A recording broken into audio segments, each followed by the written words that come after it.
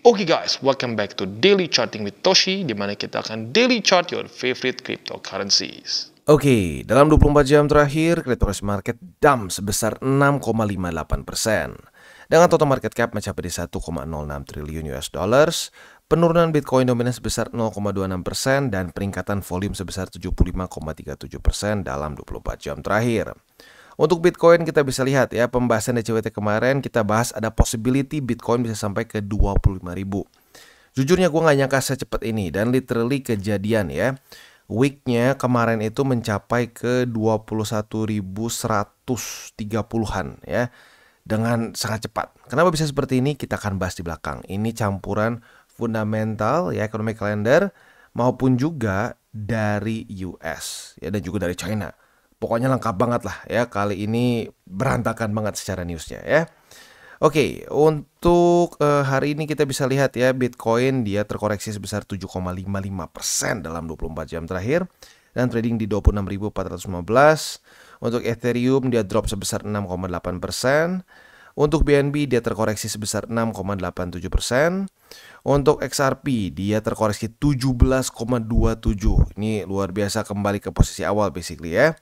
Untuk Cardano terkoreksi sebesar 7%-an ya, bukan terkoreksi, dump sebesar 7%.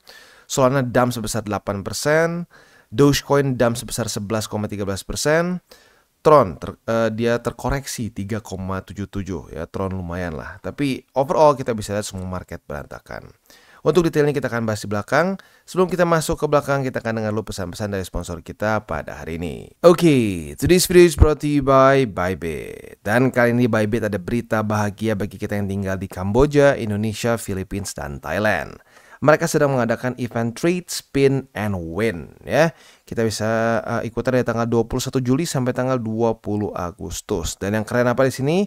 Kemungkinan untuk menang itu 100% ya. Jadi nggak ada ceritanya kita udah nge-spin nggak dapat apa-apa ya. Dan hadiahnya tuh nggak main-main ya.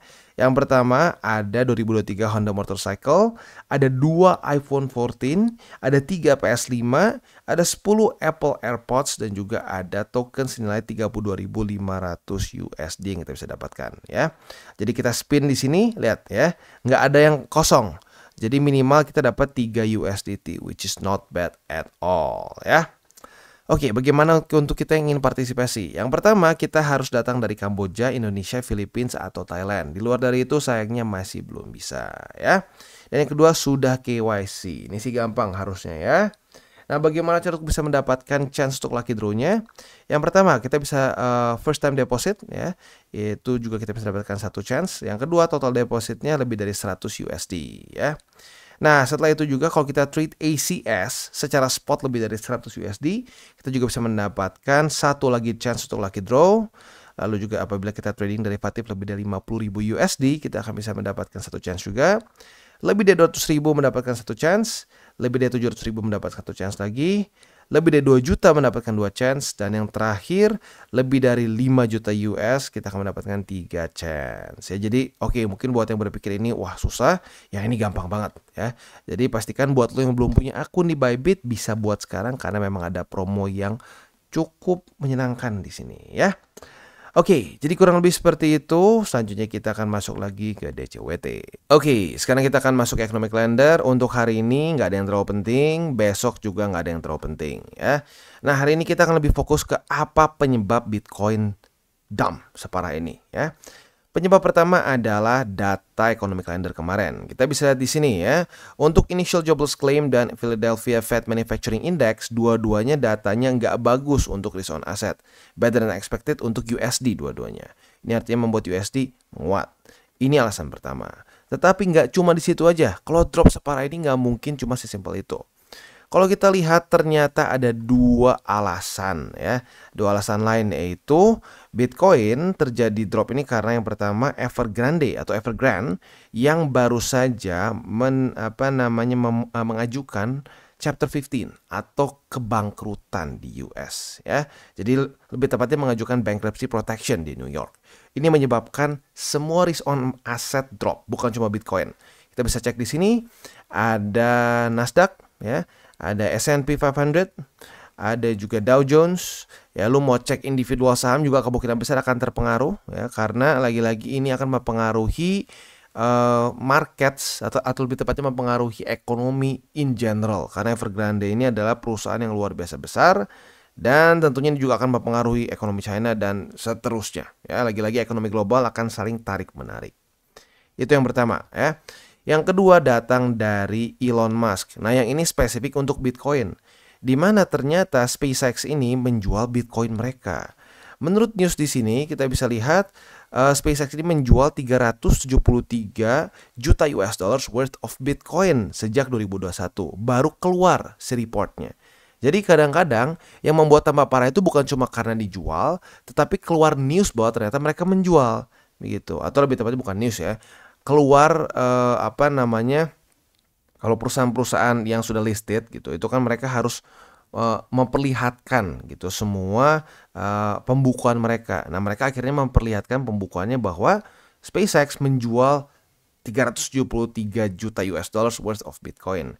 Jadi udah kena penjualannya ya, kena selling pressure penjualannya langsung, dan juga keluar sekarang newsnya, akhirnya membuat tambah parah. Nah, jadi kebayang data ekonomik yang nggak bagus, Evergrande bangkrut, SpaceX menjual Bitcoin, akhirnya yang terjadi adalah ini ya. Dalam 24 jam terakhir 173.484 traders terlikuidasi ya, bukan kena stop loss tapi terlikuidasi dengan total likuidasi sebesar 1,02 billion ya, miliar US dollars. Jadi nggak main-main ya. Kalau kita lihat di sini dalam 24 jam terakhir 81% yang kena adalah posisi long. Jadi otomatis ini adalah long squeeze besar-besaran ya. Nah, tetapi hati-hati. Kalau market lagi begini, ada possibility short squeeze juga. Karena kalau kita lihat dalam 4 jam terakhir, dalam sejam terakhir, masih banyak yang long juga ya. Tapi intinya apa? Intinya di sini ada wick yang lumayan parah dari Bitcoin ya. Artinya ya banyak yang sudah tutup posisi short dia di sini ya, atau banyak yang sudah ya stop lah gitu kesannya. Nah, jadi hati-hati buat elu yang mungkin nge-short ya, jangan sampai terlalu FOMO gitu. Banyak orang yang berpikir wah ngedrop, nge-shortnya tuh di daerah sini atau di daerah sini, ujung-ujungnya ya minus gitu. Jadi hati-hati buat yang punya posisi short, bisa juga kena short squeeze kalau dalam kondisi market seperti ini ya. Oke, jadi kurang lebih seperti itu ya.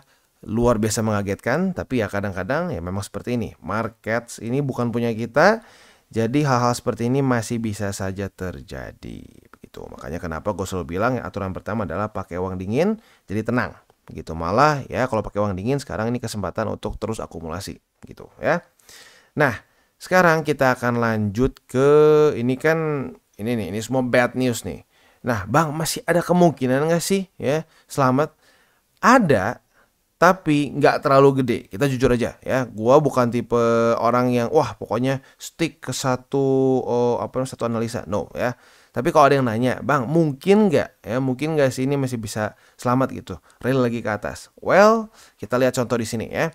Kita ambil contoh di 2016, nggak usah jauh-jauh banget sih. Sebenarnya di sini juga ya, di 2013 week super dalam itu pernah beberapa kali terjadi ya. Seperti di sini. Nah, mungkin nggak Bang ini cuma week aja? Well, maybe. Karena kalau kita ngomong weekly close itu masih ada masih ada 1 minggu. Udah gitu baru ke Senin. Ya, Senin baru terjadi weekly close jam 7 pagi. Nah, jadi masih ada possibility dia rally lagi ke atas. Nah, targetnya kemana nih? Target rally-nya jelas yaitu adalah ke bull support band. Nah, bull support band itu di mana? Bull support band itu kita langsung loncat aja ke sini ya. Daily udah terlalu berantakan. Untuk bull support band sekarang itu ada di sini ya. Ada di 28.547 sampai 27.835 gitu. Nah, kalau bisa sampai hari Senin dia weekly close di atas dari minimal 27.835 secara secara statistik masih bisa selamat. Mirip-mirip kayak di sini ya. Masih bisa selamat mirip-mirip kayak di sini.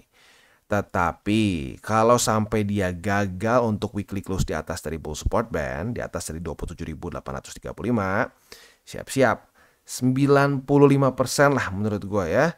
Yang terjadi adalah apa? Lower low ya. Kita di sini weekly close di bawah dari sini, yang terjadi apa? Lower low. Lalu kalau kita cek lagi di sini ya, close di bawah, lower low ya. Cek lagi di sini, close di bawah, lower low ya. Jadi ya pokoknya kalau sampai gagal untuk reclaim, bukan reclaim, tapi gagal untuk bertahan di atas dribble support band, siap-siap minimal terjadi lower low. Worstnya apa? Worstnya itu lower low-nya nggak main-main bisa sampai sini. Itu the worst case-nya ya. Tapi for now, at least kalau sampai dia jebol di sini, secara statistik ya weekly close-nya akan di bawah dari sini ya. Lower low berarti di bawah dari 25.834 ya. Itu yang kayak 95% terjadi gitu. Worst case-nya bisa di bawah 25.000, bahkan bisa sampai ke sini ya, 22.000. Yang paling gilanya ya menyentuh 15.000 lagi. Tapi jujur itu masih terlalu kejauhan menurut gua ya. Jadi kalau menurut gua adalah lihat dulu apakah dia bisa weekly close di atas dribble support band atau tidak gitu ya. Oke, jadi kurang lebih seperti itu untuk Bitcoin. Dan selanjutnya kita geser ke indeks dolar. Untuk indeks dolar sendiri kita bisa lihat di sini ya. Kondisinya dia sebenarnya nggak terlalu ekstrim ngepam gimana sih. Dia malah mau retest ke EMA 200 ya. Nah, ya tentunya harapan kita jangan sampai dia mantul lagi. Kalau dia mantul lagi ini memberikan satu lagi celah untuk risk on aset tambah parah begitu. Jadi semoga aja tidak terjadi seperti ini. Sekali lagi gue ingatkan ya, ini bukan cuma di kripto, walaupun kripto paling parah karena ditambah lagi ada news dari SpaceX ya. Overall market drop ya, seperti Nasdaq, S&P, Dow Jones, apalagi gold silver udah drop duluan dia ya, gold silver juga udah drop duluan. Jadi bisa dibilang semua aset cenderung parah ya dalam beberapa minggu ke belakang ini ya. Oke, selanjutnya kita akan geser ke buy limit. Tetapi sebelum kita masuk ke buy limit, seperti biasa gue akan disclaimer dulu bahwa semua konten dari TCI ini bukanlah financial advice. Ini semua bentuknya adalah edukasi ya. Lalu bagaimana cara untuk mendukung TCI? Ada banyak caranya. Lo bisa like our video, bisa share our video, atau juga bisa menggunakan link referral kita di bawah. Dan buat lo yang sedang mencari-cari hardware wallet, bisa pertimbangkan untuk beli di Encrypt, karena Encrypt ini adalah authorized reseller dari berbagai macam brands yang ada di sini ya. Oke, buat lo yang tertarik bisa cek di description link kita di bawah. Dan sekarang kita akan lanjut ke buy limit. Oke, dan sekarang kita masuk ke Bitcoin. Untuk Bitcoin kita bisa lihat ya, berantakan semua secara struktur. Jadi kita buat yang baru. Buy limit pertama adalah di 26.412 ya, which is ini adalah struktur yang sedang di retest lagi ya. Untuk buy limit kedua di 25.733 dan buy limit ketiga di 25.135. Itu untuk posisi spot di Bitcoin. Untuk posisi futures kita kemungkinan besar sudah punya posisi long karena sudah terjadi retest 1, retest 2 di 26.412 walaupun kita belum bahas ya. Tapi buat lo yang sudah lihat chart kita dari kemarin-kemarin kemungkinan besar sudah punya karena lihat ada struktur di sini ya. Nah, untuk posisi long ini target TP-nya adalah di 26.969 ya, itu untuk posisi long. Untuk posisi shortnya tinggal kita balik logikanya. Retest 1, retest 2 di 26.969 kita bisa buka posisi short dengan target TP kita di 26.412. Dan untuk kondisi sekarang kita bisa lihat kondisi ini sangat oversold ya. Untuk RSI-nya sendiri pun kita bisa lihat di sini ya, jauh di bawah dari 30. Bahkan sekarang itu ada di angka berapa nih? 20 ya. Jadi possibility untuk dia koreksi lagi ke atas ya, itu cukup besar gitu. Jadi lagi-lagi jangan terlalu panik ya, dan jangan FOMO nge-short gila-gilaan di posisi yang nggak tepat gitu. Selanjutnya kita masuk ke Ethereum. Untuk Ethereum kita bisa lihat ya, dia juga drop dengan signifikan di bawah dari EMA 200. Cukup berantakan semuanya. Secara posisi spot ya, berarti yang harus buy limit baru karena jebol semua ya. Buy limit pertama sekarang jadi di 1660, buy limit kedua di 1623, dan buy limit ketiga di 1567 ya. Itu untuk posisi spot di Ethereum. Untuk posisi futuresnya, apabila pada hari ini terjadi retest kedua di 1660, kita bisa buka posisi long dengan target TP kita di 1705. Lagi-lagi posisi long ini lumayan oke karena sekarang dalam kondisi sangat oversold gitu. Jadi probability untuk retest ke resisten cukup besar gitu ya. Untuk posisi shortnya, apabila terjadi retest 1, retest 2 di 1705 sebagai resisten, kita bisa buka posisi short. Lagi-lagi untuk yang posisi short ini kita harus ekstra hati-hati karena kondisinya sekarang sangat oversold. Jadi probability kita untuk kena short squeeze cenderung besar gitu ya. Dan sekarang kita masuk ke Solana. Untuk Solana kita bisa lihat di sini MA200 berhasil menahan dropnya lagi ya. Maka dari itu untuk posisi spot berarti kan buy limit pertama tembus, kedua tembus, ketiga juga tembus sayangnya ya. Buy limit pertama sekarang jadi di MA200 daily, buy limit kedua di $20 lebih 80 sen, buy limit ketiga jauh di bawah $17 lebih 29 sen ya. Untuk posisi futuresnya kita sudah dapat posisi long. Buat lo yang sudah tahu SOP kita kemungkinan besar sudah dapat posisi long. Target TP juga langsung kena ya. Buat lo yang pas banget nih ya, berarti benar-benar mungkin begadang nih gara-gara enak ngelihat market kemarin. Udah dapat posisi long di sini, target TP berarti udah ya lumayan lah, profit sebesar 1,86%. Nah, itu untuk posisi long. Untuk posisi shortnya, apabila daily close pada besok jam 7 pagi masih tetap di bawah dari $21 lebih 84 sen, kita bisa buka posisi short apabila terjadi retest kedua di sini. Nah, target TP kita di MA200 ya. Dan selanjutnya kita geser ke BNB. Untuk BNB juga sama nasibnya ya, buy limit baru. Buy limit pertama di 216,1, buy limit kedua di 205 dan buy limit ketiga di 196,9 ya. Itu untuk posisi spot di BNB. Untuk posisi futures kita sudah dapat posisi long karena terjadi retest 1, retest 2 di 216,1 ya. Nah, untuk target TP-nya itu bisa dipertimbangkan di 230,8 karena memang belum ada struktur di daerah sini ya. Oke, jadi kurang lebih seperti itu untuk posisi longnya. Untuk posisi shortnya tinggal kita balik logikanya. Retest 1, retest 2, sebentar, nggak ke klik. Retest 1, retest 2 di 230,8 sebagai resisten, kita bisa buka posisi short dengan target TP kita nanti di 216,1 ya. Jadi kurang lebih seperti itu untuk BNB. Next kita geser ke XRP. Dan XRP basically balik ke awal sebelum dia nge-pump 73% dalam sehari di sini ya. Wow, market luar biasa ya. Untuk posisi spotnya berarti sekarang buy limit pertama itu di 50 sen, buy limit kedua di MA200 dan buy limit ketiga di 45 sen. Itu untuk posisi spot di XRP. Untuk posisi futuresnya sudah terjadi retest 1, retest 2 tentunya di MA200 ya. Nah, target TP-nya udah kena sebenarnya di struktur 50 sen ya buat lo yang udah ngelihat duluan secara TA-nya gitu ya. Nah, untuk posisi shortnya tinggal kita balik logikanya.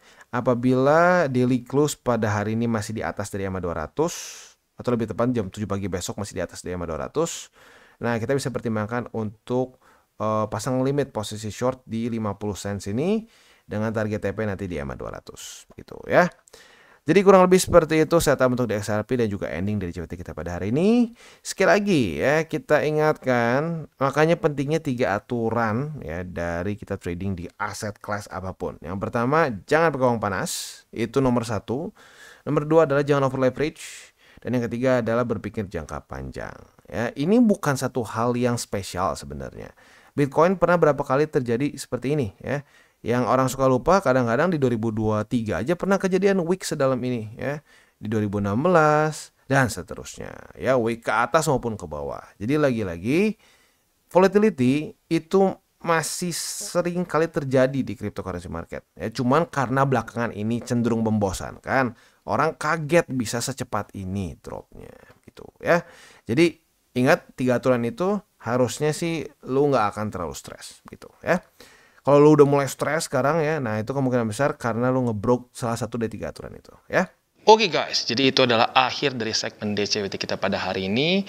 Dan jangan lupa bagi kalian yang merasakan manfaat dari segmen ini, jangan lupa untuk share ke teman-teman kalian. Dan apabila lu pengen mensupport channel kita ya TCI, jangan lupa untuk menggunakan link referral kita di bawah. Nggak wajib ya, tetapi apabila lu menggunakan link referral kita di bawah, ada macam-macam ya, dari Bybit, Huobi, Maxi, toko kripto dan banyak lagi ya. Ya, walaupun nggak wajib, tapi kalau menggunakan link referral kita, lu secara langsung membantu perkembangan dari TCI. Dan satu lagi, jangan lupa juga untuk join Telegram group kita, di mana kita bisa ngobrol-ngobrol santai mengenai dunia cryptocurrency secara dua arah. So, jangan lupa untuk like, subscribe, click the bell icon, and see you on the next video.